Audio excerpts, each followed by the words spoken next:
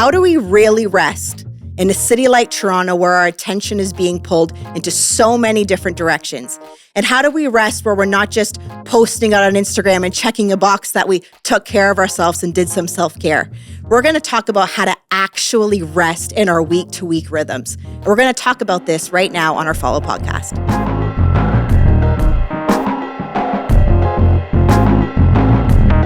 Welcome to episode 25 of the Follow podcast, where we're having an open and honest conversation on what it means like to actively learn to live like Jesus. We're in season 6, Follow Fresh, based on OneChurch.to's teaching series, New. This past weekend, one of our staff, Matt, talked about rest and Sabbath, and he's actually here joining us today on the Follow podcast. Well, hi, Matt. Hey, Jenna. Welcome to the Follow podcast. Oh, it's so nice to be here. I love the Follow podcast. You know, well, I'm glad. I'm glad. And, you know, you're no stranger, of course, to this podcast. No. But, you know, I thought it would be nice if we would start with a question to get to know you a little bit better before we jump into all of our questions regarding Sabbath, okay? Let's go. Here's the question. Now, think about it before you answer, okay? What's something new that you've recently tried that you've really enjoyed doing? Oh, I'm such a boring guy. This is a tough question. Something that I've recently tried. I feel like there's a food I've tried recently that I really enjoyed. And I was surprised. Man, that's a good question. I don't know. I am really boring, Jenna. Okay, but you're a runner. Yeah, and I've seen, because I follow you online. Yeah, okay. And I've seen that you and Levin are doing some sort of run, right? Okay. Some burrito, right? Yeah. Am I getting that right? Yeah, the Burrito League is this thing. It's cool. A company used to sponsor this event. Okay. And they stopped doing it without telling anybody. And everyone was excited for it to happen again, and it didn't happen. Okay. And so people started doing it everywhere. So we actually started a Scarborough one. And so we've been running for hopefully burritos. whoever runs the most until the end of January wins burritos. That's the idea. Okay, that's cool. Yeah. Very fun. Well, hey, that's exciting. Yeah, that's new. So there you go. There we go. That's new. We answered it. Thank you for helping me remember. Hey, not a problem. Okay, so we're going to talk about your teach from the weekend on Sabbath, which was such a good teach and so practical. So we're going to go through some questions and talk about Sabbath a bit more in depth. So first question here is, how spiritual should my Sabbath be? And what I mean by that is, you know, you kind of alluded to it too on the weekend. As a kid, I kind of thought Sabbath meant very serious, right? Like there was no fun involved. You went into your room, you shut your door all day, right? Like worship music with your Bible, like a do not disturb me, I'm Sabbathing today, right? Yeah, and that's kind of how it felt. Yeah. So is there a must do or essential practice for us to keep when we Sabbath? You know, the longer I follow Jesus, the essentials and must-dos, I feel, are us trying to put God somewhere. And so I have really loved this idea of the gray zone. And I think the older and the closer you get to Jesus, the more you see that he's way more comfortable in the gray zone than we are. And we want the black and white zones to be right next to each other. And I want to know, Jenna, I'm doing Sabbath perfect. I want to feel good that I achieved it. But when we think of any practice like that, and this is what I was trying to point to near the end of the teach, when we think of any practice as right or wrong, or doing it right or doing it wrong, we're almost putting the onus back on us, that we're the ones doing the practice. And it's a little bit like sometimes even mystical Christianity can get stuff really whack, where if you crawl up the steps of this cathedral and your knees are bloodied, then you've somehow experienced God.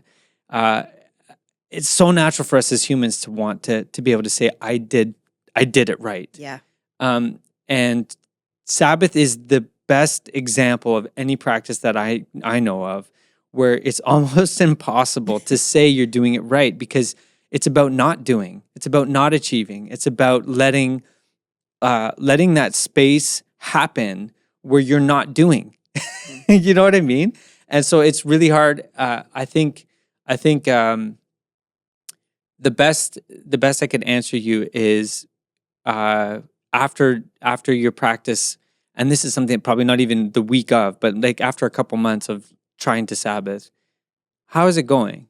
Because sometimes Sabbath takes weeks for it to start to actually hit your heart. Yeah. And for it to be something that transfers over from a thing that's a rhythm that you just implement, and to something that's, it's actually affecting who I am. But then I think that's a really important thing. I think you really got to say, is this working? Am I looking forward to Sabbath? Is this something where I feel like, wow, I'm actually growing closer to God? I'm actually becoming a more Jesus-y person because of this. Do you know what I mean? It's almost measure your fruit as opposed to tick the boxes. Is that makes total a helpful sense. way of thinking about it? Yeah, really helpful. And I hope people take that into their practices elsewhere too. Like prayer is the same thing. Yeah. Anything like that where it's something where we think, even Bible reading. Like I have talked to even some staff members here at the church where they felt like they were close to God because they weren't keeping up with their Bible plan. Totally. And it's like the whole point is to meet with Jesus. Yeah. And so if we get caught up in a framework that we've constructed on top of, does it sound familiar? Like a Pharisee or whatever, right? Yeah. A framework that we've built on top of an idea that we see in Jesus' life. I think this is why the biblical authors never said Jesus went and when he Sabbathed, he did these 5 things. Yeah, it's good. They want you to see a way of life and the results of his life. And that's way harder. It's way harder. It takes a lot more thoughtful, prayerful listening and than just acting out, right? Yeah. Yeah, it's good. Okay, I got another question for you. Yeah. So a lot of our church family has kids, and for some, younger kids. Yeah. And so I know that you do this with your family and you do it really well. And so much so that I want you to share it with us so that for people who have families, we can kind of follow your model a little bit here, cool. where you've included your kids into Sabbath. So what can Sabbath look like for families together, younger kids, teenage kids, older kids, and what could Sabbath look like for them? That's great. I learned a lot from other people about this, and I think the biggest thing I think you can take away is include them. Let their voices be part of shaping it. Now, one of the good things about kids is they will not stop talking about what they like. They are always telling you what they like. Yeah. And sometimes we as adults actually have a harder time saying what brings joy to my heart. What do I actually delight in? And I very clearly delighted in my Lego when I was a kid. And so, it's easy for me to say, what is something that you can even take like Lego Max or like expand, or the things especially that bring you as a family closer. Like easy thing that we used to do is we would do movie night on Sabbath. And so movie nights are easy to program into your family life. But I wanted my kids to associate that moment with Sabbath. Whereas like, look what this is like, one of the best moments of my entire week, and they associate it with Sabbath.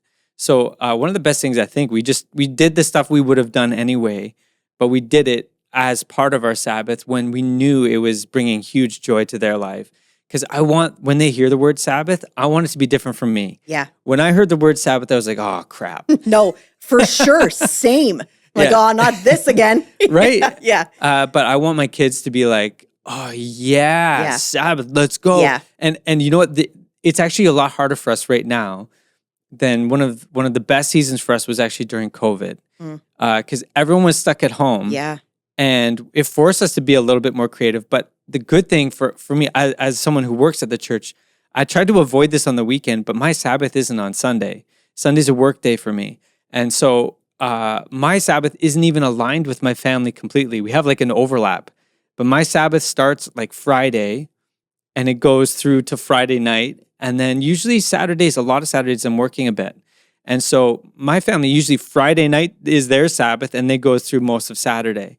And so we have this overlap on Friday night, and that's kind of where we do stuff. And that's where a lot of our family practice is. But back in COVID, we would all be off on Friday together.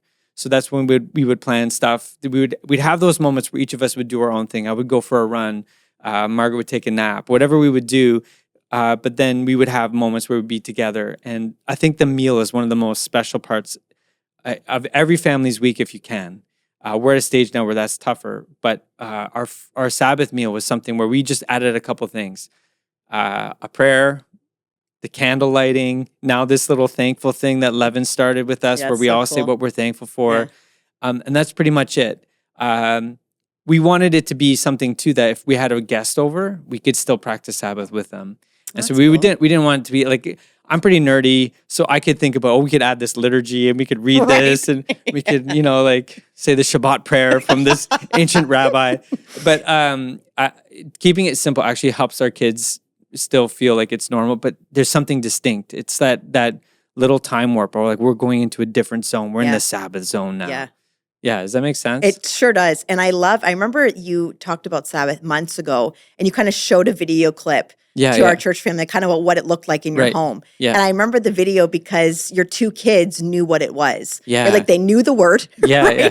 And they were excited about it. Yeah. And I thought, man, that's really cool that, again, because that was not my experience either. So it's cool to think that you could do it together as a family, but you can also include your kids too. That it's not just, and I like how you said there's a bit of overlap where it's not, like a lot of people will typically have 2 days off, right, in the week. Yeah. So kind of saying, hey, there's a portion here, maybe a portion that falls on another day as well. So that's really helpful to do, again, together. So yeah, there you go. Anything that you've done as a family or you've learned with your kids? You know what we just started, and you just talked about it, is family movie night. So we just started a week ago. So we wanted to start come January. So we've started doing that. Oh, nice. So that's where we started. And so we want to kind of build, we live close to a park, kind of like a little beach. So we wanted to incorporate that when it gets a little bit warmer and kind of doing that together, right? Great. And bikes, like now that the kids are getting a little bit older, we can start to do some of those activities too outside. Yeah, I mean, remember COVID? Oh my goodness. We would do trips every Friday pretty much. And it'd be like a trip to a park. Yeah, we were like park hopping every Friday. And I think that was part of it. They knew we would go do something as a family. Exactly. Yeah, that's great. Yeah, that's cool. This was such a great part of your teach on the weekend. You said, how many days of scrolling or binge watching does it take to feel refreshed? And I think I listened to that a couple times because that's something I think I know I'm guilty of. I think a lot of people, and not that it's, I think we can all do it from time to time, and not that it's a guilty thing if that's what happens in your schedule every now and then. But I think for me, when I reflected on that statement that you made, I know for myself, whenever I have a break in my day, a pause, or if I need to take a break, my first response is, let me find my phone and just scroll for a little bit. Just a little hit. Just a little. Yeah. And then, over time, I do it. And of course, in the moment, I'm enjoying it, obviously. There's a reason why I'm scrolling. I like, to watch whatever social media I'm looking at. But I think the point of it that's so healthy is, when I'm done scrolling on my phone or watching, show after show, I'm not sure that I've really had a real rest, right? I'm not sure I would say, wow, I feel so refreshed. I've had fun, but I'm not sure that I feel rest. So how can we start building habits that lead to that kind of rest that you're getting at, instead of defaulting, to our screens? And again, not that screens are a bad thing, but rest apart from those. Well, first thing is to notice that you're being rewired by it. Like, I think it's really important to notice if you have that tendency, and to be honest about it with yourself, and to say, oh yeah, I'm like reaching for that every time I feel nervous or every time I feel anxious. Those are huge tells for us, right? And that we're relying on that to like get the dopamine or whatever that. They've tapped into human psychology in a really nasty, deep level. Yeah. So I think there's a couple of things that are I have learned. One is just to be honest, and so if you can't do it, just delete it off your phone. That's what I did. The only reason I'm on it right now is because this burrito challenge. I'll be honest. I had to re-download Instagram, and I was like, ugh, I hate this. I don't remember how to use it. So, so that's one thing. I found time limits are helpful. A lot of it's a good idea. Devices actually will you can institute time limits on it. I think that's really helpful. Because like you said, Jenna, some of this stuff isn't bad. Like I like a lot of the people who I'm following. I love hearing how they're doing and what they're up to. It's really fascinating. And some of it can be really inspiring. But there comes a point when all of a sudden it is not soul enriching anymore. And so time limits I found helpful. But the other thing is planning. If you have a really good Sabbath plan, you're not going to default. I think a lot of us, when we have time off, we just leave it empty. And I think empty time feels to us like it's, I'll be able to rest so much. But there's a real difference I've noticed in my life in when I have had a lack of planning, and when I've planned something. Now, my wife Margaret and I have a really interesting conversation with this. Because to me, a plan is just like a general list of things that I want to happen at some point in the day. And my wife, Mara, is like, by when? And I'm like, you're ruining my Sabbath. Part of it for me is like, I just want to do it when it feels right. Yeah. But I know kind of these general things. I'm going to go for a run at some point. But she's so much, like, we're good for each other in that way. But at least I know, hey, I want to do these 6 things during my Sabbath. That will keep me from just defaulting. And I think defaulting often is like not our best selves. It's usually our like least awesome selves. So I hope that those are some helpful things. Yeah, it's really good. You mentioned intentionally implementing rest into your week instead of falling into it, right? Like not resting all week and then that being the finally you made it and now I can finally take care of myself and rest, and barely making it right to that day. So what are some practical ways that we can structure our week and prepare ourselves so that we can really truly rest when Sabbath arrives? Yeah. So I'm gonna feel like the parent right now in the room, or that conscience, that voice on your shoulder that you like do the stuff you should be doing. Simply. Now this is really hard. It's easy for me to say that, and I don't want to sound like I've got it all together. I'm whatever. I don't. I've learned some stuff. I'm better than I used to be.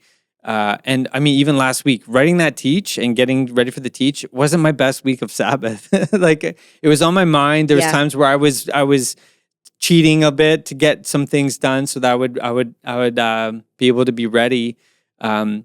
But the best thing I've told a lot of people this.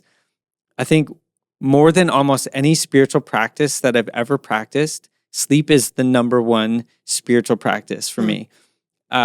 Because when I don't sleep well, I see it in my kids. Anyone who has kids knows that they become little monsters. Yeah, totally. They devolve into this strange beast when they don't have enough sleep. And we're no different. When you're fully rested in terms of just taking care of your sleep, you actually have the energy to go and exercise. You actually have the energy, and your frontal cortex is working enough to say, okay, I'm gonna eat better. I'm gonna make better choices that way.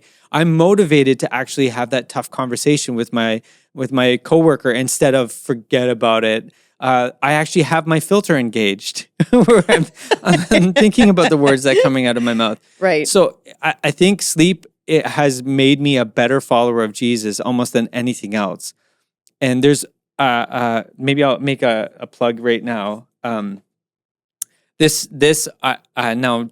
want to be honest about this. I've only read the one chapter about sleep in this, but I am definitely going to be coming back to this. This book is called Liturgy of the Ordinary by Tish Harrison Warren. And she's an Anglican minister, but I grew up in, I think, more evangelical circles. And she has this chapter on sleep. And sleep is a prayer. Something that I realized recently, I forget which psalm it is, but it is. I remember as a kid being so confused. Why does it say I lie down and I rest? Yeah. And I wake up. Yeah. Why does it say that? Isn't that what you do every night? Like, why is that special? Right. But when you go to bed and you're carrying the concerns and you feel like you're the one who has to solve everything, and you can't open your hands and let God do stuff, and you're going to bed with anxiety. Or you're scrolling to avoid your thoughts, or for me, putting podcasts in my ears because I'm having trouble falling asleep and I just need to drown out my thoughts. You know what it is when your sleep is restful and when you can put your head down and you feel the presence of God just saying, I got you. It. You know, I wish I was there every night. I'm not. But so that is like a starting place. You pray with your body. I really have learned this. Like your physical body is like what you do with it is a prayer. And when you lie down and you sleep, you're saying God's got it. Yeah, that's good. And when Eugene Peterson, he's the guy who kind of posed the Bible in the Message. And he has this one of the best quotes ever when Jesus is saying like, take my yoke is easy. He says, I'll teach you the unforced rhythms of grace. Absolutely love that. And one of the rhythms that Jesus practiced was just because he was Jewish, they would understand the day starting at night.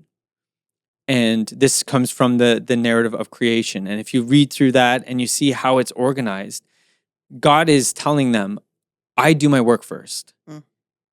The entire experience for you starts with me working and you doing nothing. It starts for me. When you wake up, you join my work. You don't, the day doesn't start with you. The day starts with me. And it starts with you at rest. Like how beautiful is that? That's really good, Matt. That's really and good. So if you can live as much into that as possible, again, not from like a religious, like, oh, Matt said I have to do this, I got to do this, I'm sucking at this, this is horrible. But a place where like, oh, I can't wait to sleep and experience the rest of God. Jesus, help me do that. Help me and prayerfully working at that. Yeah. Yearning for that, wanting it. Eventually you get to a place sometimes, some nights where you feel it. And it's like, wow, I rested. Yeah. And so the better I got at that type of stuff, honestly, having kids was more of a lesson than anything else. Yeah, for sure. Where I realized I've got to get home for them. I've got to stop my work at some point. I was doing too many things that were about what I could do. And so learning how to stop and learn that Matt doesn't have, like, it's not about Matt doing. Yeah. Yeah. It's such a healthy way to look at sleep. I'm someone, are you a napper? Like, I can you nap? Okay, you love napping. Yeah. I am not. And for me, I would rather be having fun and do something than napping.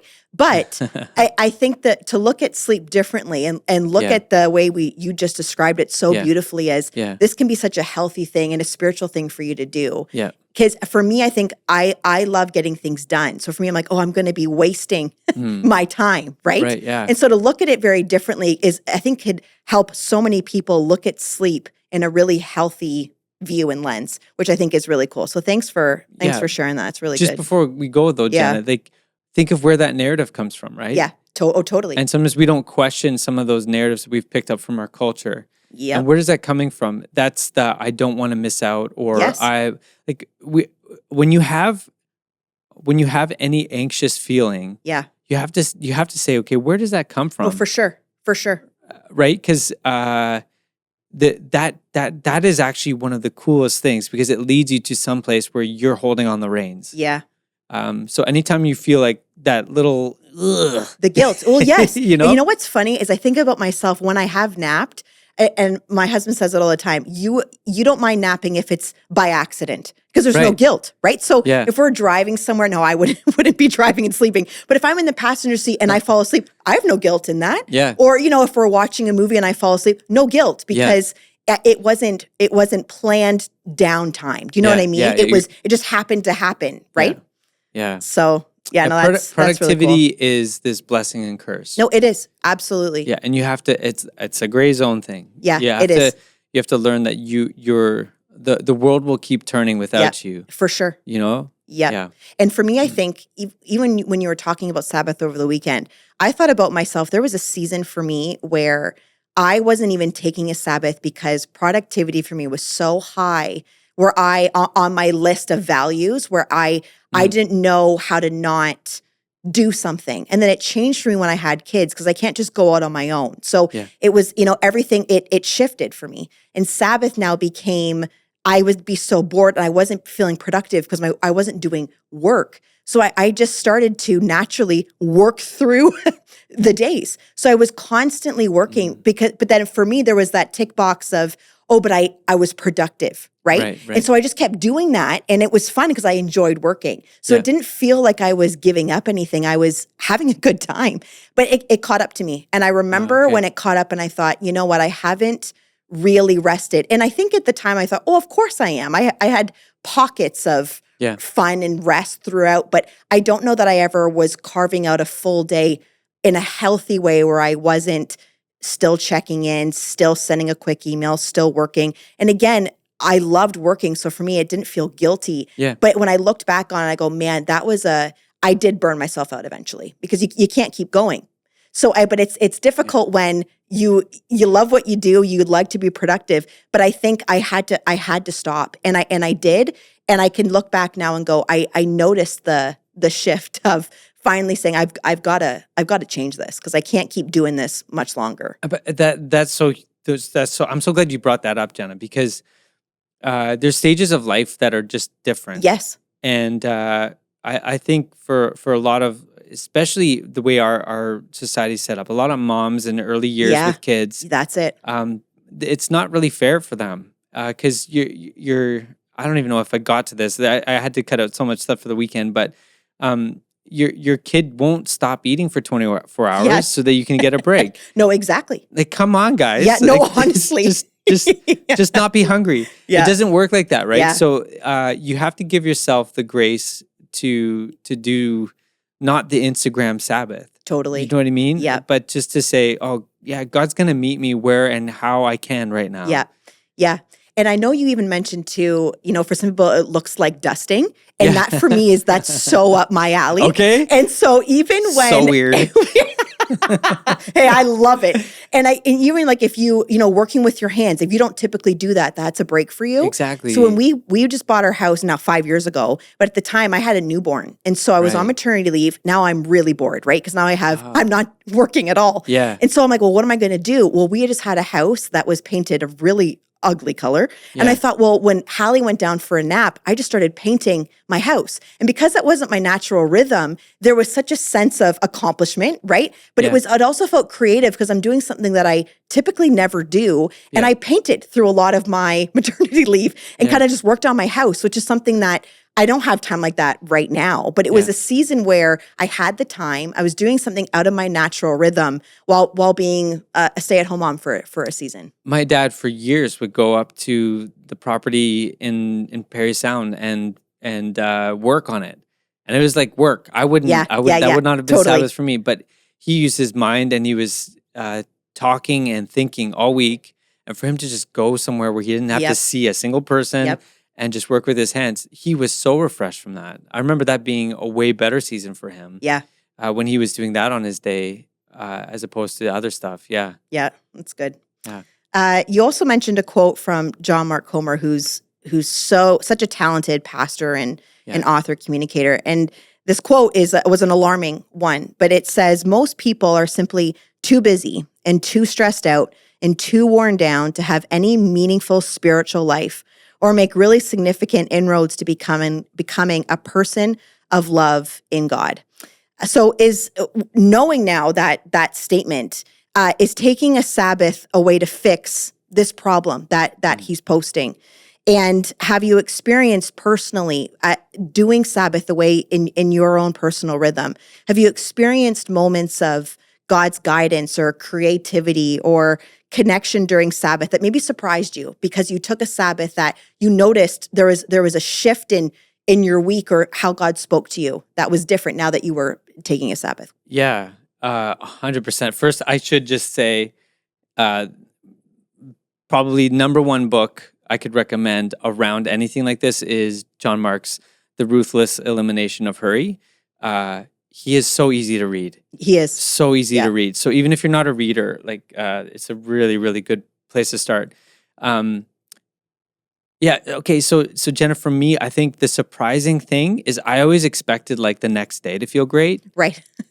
Naturally, I get that. You know what I mean? Yeah. And almost it's cumulative. It takes a while. Yeah, interesting. I think I started, let me just back. I don't even know if I got a chance to say some of this, but when I really was okay, I've got to find a new way of Sabbath because I was doing that early Sabbath of the thou shalt not Sabbath. Yep. And then maybe it morphed a little bit into the crash into the weekend Sabbath, overwork and then underperform kind of thing. And then I was like, I've got to do something different. And in that season, when I started hearing some of the practical and beautiful things that I felt like, wow, this could be a really meaningful time. It almost like I had to be at a place where I was ready for it to happen to me, like where I was willing to want it enough to change my priorities for my day off. And if I had have done it mechanically or from a place of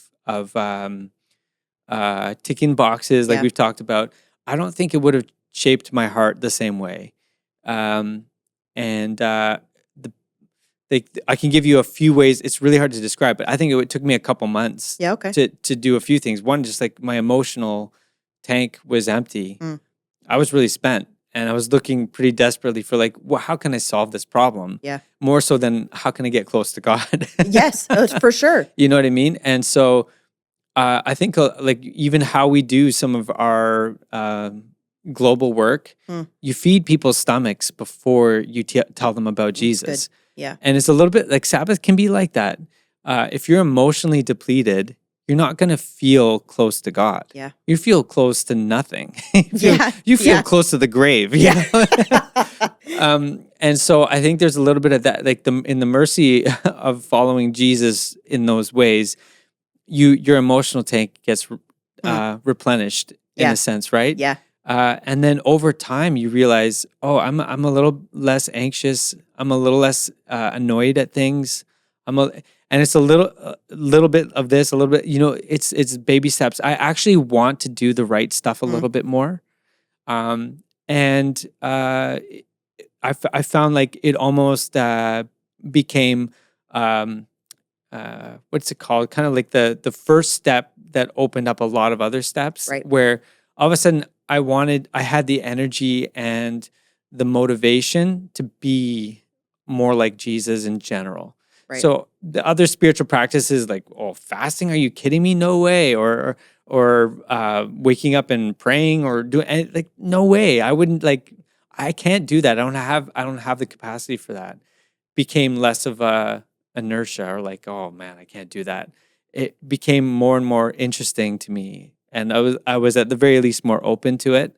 And I actually became better friends with God in those seasons. You know what I mean? That's cool. Does that make sense? Yeah.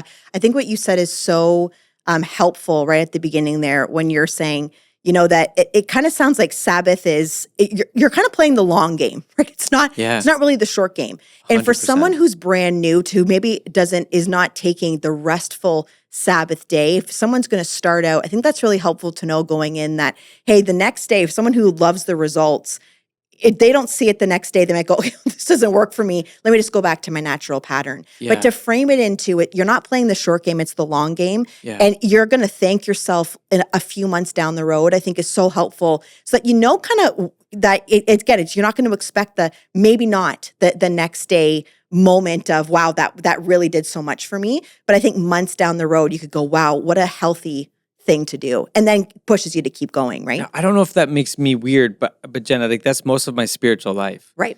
Like I don't remember any single Bible moment where I was reading the Bible and I became a better person. Right. I remember some cool moments. Like I had one yesterday where I was reading something. I was like, oh, that's what justice looks like. Yeah. That's what justice looks like. I felt so excited because I felt like something came alive for me. Yeah. But I don't feel like I became a more just person in that moment. Do you know what I mean? Totally. We over our shoulders see our discipleship, not in the next day.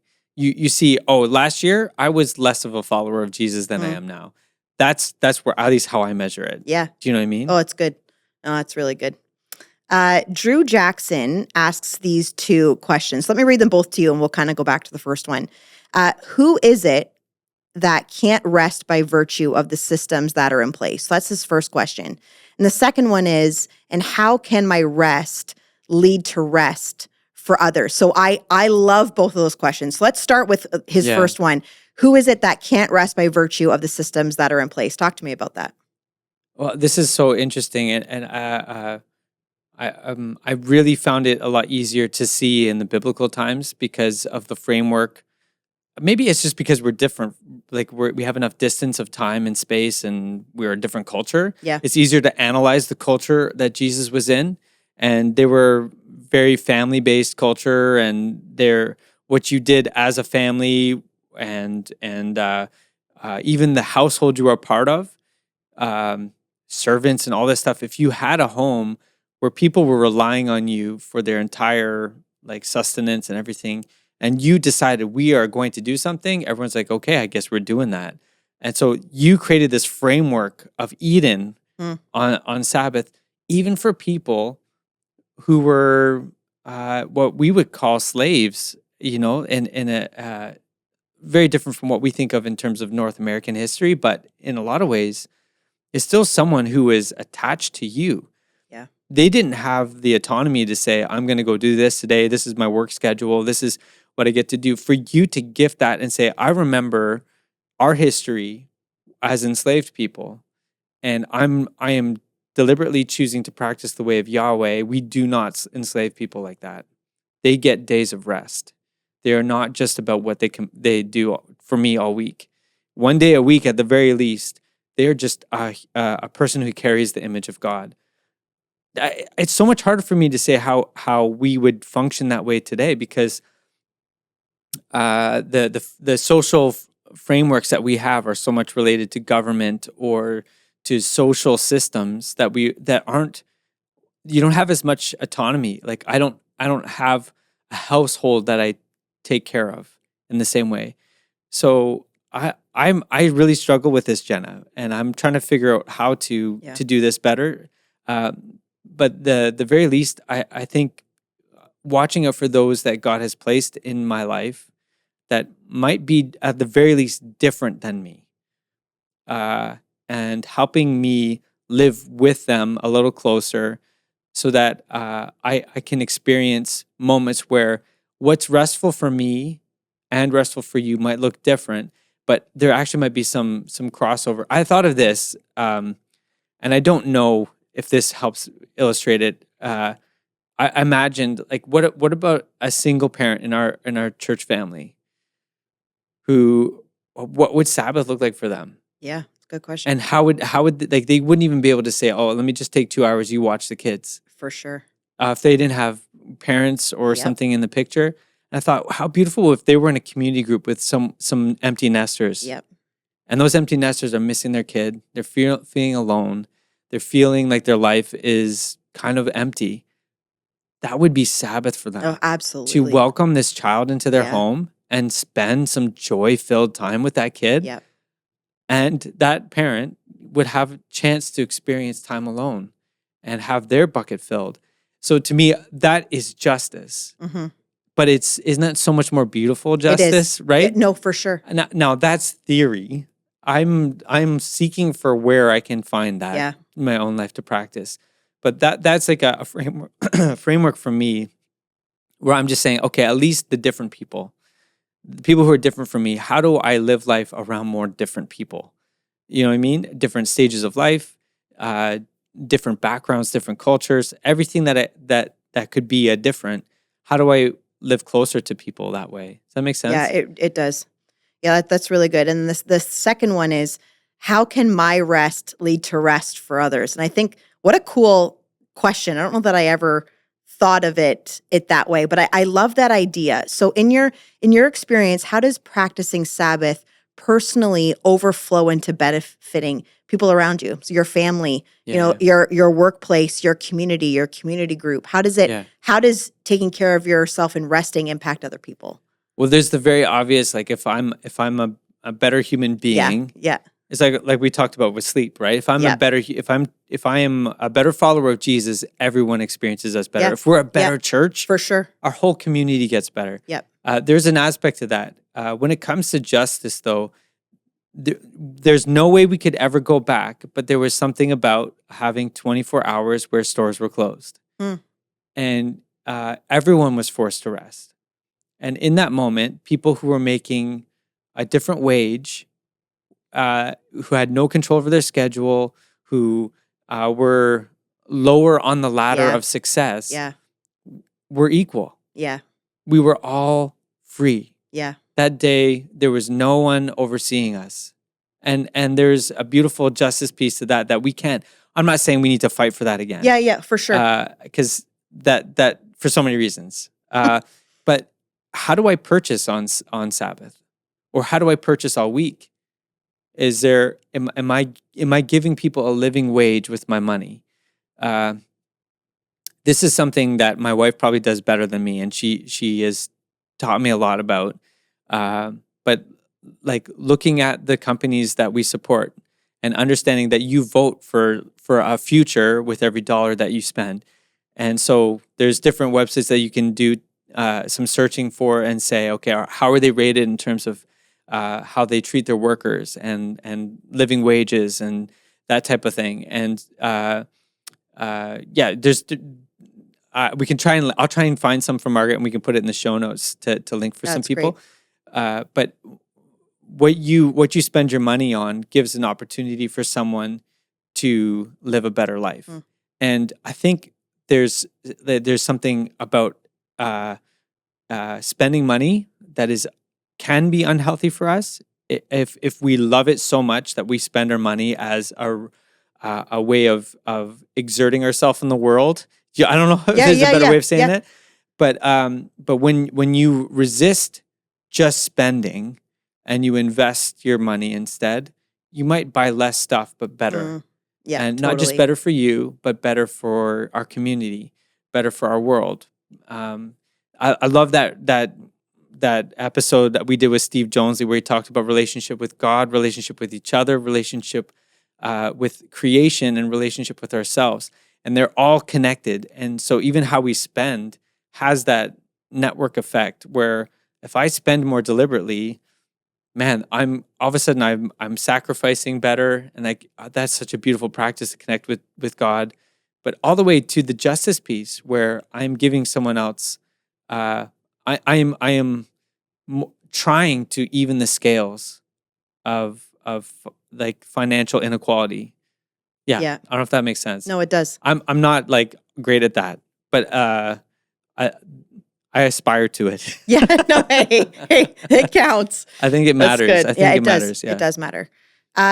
Any final thoughts? This has been such a great conversation, and thanks for doing this. It's been beneficial, and I've learned so much from Sunday and today hearing from you. So, final thoughts? Anything you want to leave us with before we close? First, Jenna, thank you for hosting. Thank you for sitting in the hot seat there.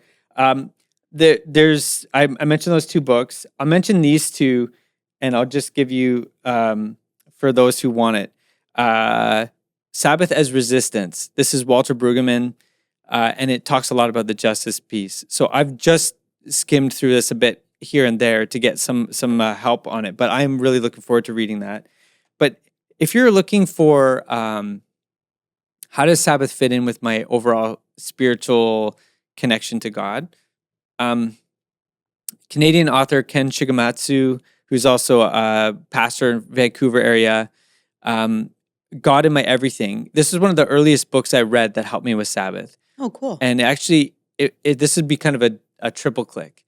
So if you're trying to figure out some of this stuff, one of the best things in this is he talks about how to put it all together into a rule of life. Okay. And so Follow Wednesdays, we're going to be talking about rules of life a little bit, I think. But this is kind of like, what are the practices of my life? Yeah.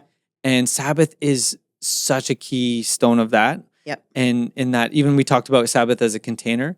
You can put some of the best pieces of your spiritual walk into Sabbath.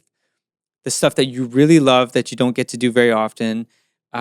Maybe it's silence and solitude, or stuff that feels like, man, it's so extravagant. I don't get to do a prayer walk all the time. I don't get to do, use Sabbath as a container for some of those things. And I really, really hang on to that idea of there's always next week. Yeah, that's good. There's always next week. And that is why we don't have to worry about performing this week's Sabbath perfectly. Yeah. You will get another shot every week. Oh, that's good. Yeah. That's helpful for me because, when you feel like you don't nail it perfectly, which I have that perfectionist side to me. If I blow it, I kind of, I'm all in or I'm all out and go, totally. Forget it. I'm never doing this again. Yeah, exactly. Yeah. So to have the mindset of, hey, you can have another try is again, a healthy thought of this. It's not all or nothing, or once do it perfectly, or you don't make it or qualify. Well, thanks, Matt. Thanks for chatting with me today about Sabbath. And it's been so beneficial to me, and I know to so many others too, have the gentle reminder, especially going into the new year, about how important Sabbath is for us. And so thanks for sharing all of your knowledge behind it, and again, the importance of it. Just a reminder that Follow Wednesdays is launching on Wednesday, January 21st with Pauline Pennycad. And Pauline Pennycad was actually on the podcast last week with Matt. So if you haven't watched that episode, go back and watch it. It's a really, really great episode to tune into. But thank you. Thank you for being part of this conversation. Links to everything, including show notes in the video description, will all be posted for you to, if you want to read some of those books that Matt mentioned, it's all going to be there for you to find so that you can take some next steps and learn more about Sabbath. But thank you. Thank you for leaning into this honest and open conversation for people who are actively learning to live like Jesus. And we'll see you next week for episode 26.